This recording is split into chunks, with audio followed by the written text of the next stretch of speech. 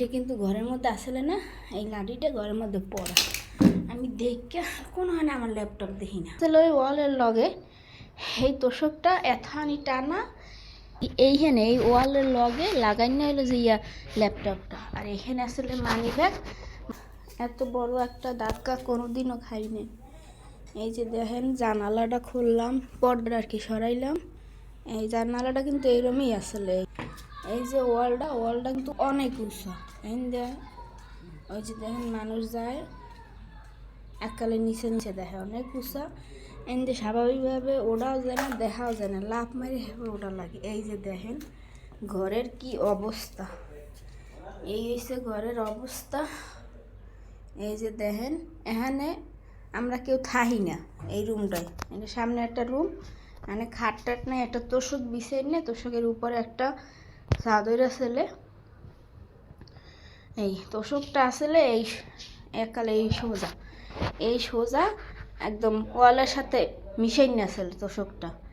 আর এই জায়গায় এই তোষকের উপরে চাদর আসলে, আর এইখানে এই ওয়ালের লগে লাগাই না হলো যে ল্যাপটপটা। আর এখানে আসলে মানি ব্যাগ, এই কোনায় মানি ব্যাগের টাহা, এরপর আইডি কার্ড, ব্যাংকের কার্ড এইসব। এই যে এই বালিশটির উপরে আসলে, বালিশের পাশে আসলে এইটা এই মোবাইলটা, এই আর এই চাদরের উপরে এই খেলনা, এই আমার ছেলে রাতে খেললে টেললে থুয়ে দিচ্ছে, আমরা ওই পাশে যাই ভিতরে রুমে ঘুমাই। তো এইখানে আর কি গেছি, এই খেলনাটা না সব এই চাদরের উপরে আসলে। সকালবেলা উঠছি, সকালবেলা উঠতে আমি ল্যাপটপটা নিতে আইছি, ওই ল্যাপটপে আমি ফ্রিল্যান্সিংয়ের কাজ শুরু করছি।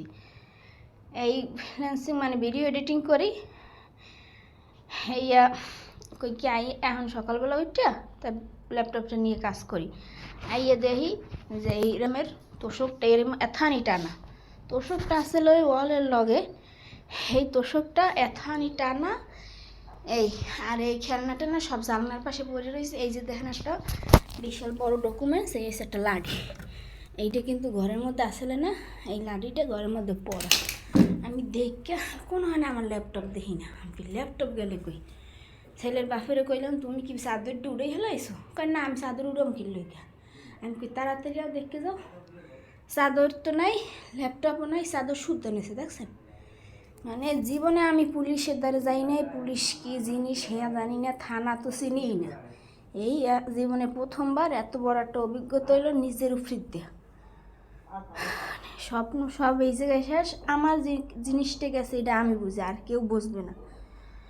সবাই খালি কইবে তুমি এইটা করছো কা, ওইটা করছো কা। এই যে দেন জানো এটা মানে খুললে এখানে কাজ করতে হয়, নাহলে নেট পাওয়া যায় না, জানলাটা এই জন্য এই জায়গায় খোলা থাকে। তো এই চাদরটা দেওয়া ছিল এরমের, ঘুমাইতে গেছি আর খেয়াল নাই, সময় মাথাটা একটু ব্যথা করতেছিল আর খেয়াল নাই, বাতি বুতি অফ করে গেছি, এই চাদরটা তো দেওয়া তো খেয়াল নাই যে জানলাটা খোলা না কী করা, মাথাটা এমন ব্যথা করতেছিল, ছেলের বাপের কই তুমি বাতি বুতি বন্ধ করে, আমি ওরে নিয়ে ঘুমাইতে গেলাম, মানে এত ব্যথা মাথা। এই যে দেখেন দেখাই এখানে পায়ের ছাপ আছে, কিন্তু দেখা যায় কিনা বুঝি না,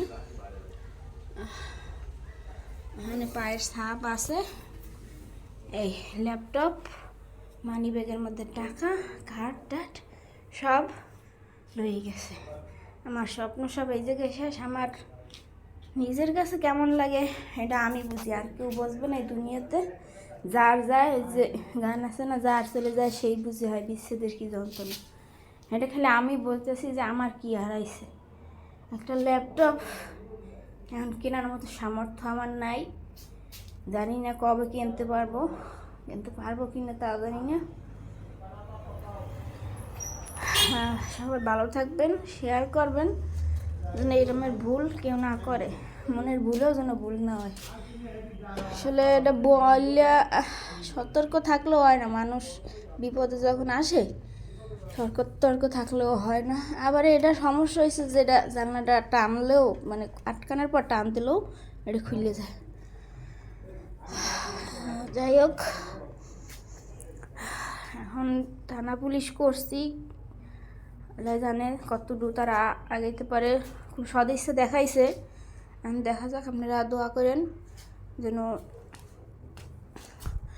চোরটা ধরতে পারে। আমার চোর ধরা লাগবে না, আমার ল্যাপটপটা পাইলেই হবে। আইডি কার্ড সব কিছু কিন্তু উড়ানো যাইবে, জিডি করছি যখন উড়ানো যাইবে, কিন্তু ল্যাপটপটা যদি না পাই তাইলে আর জানি না আমার কী হবে। আল্লাহ হাফেজ।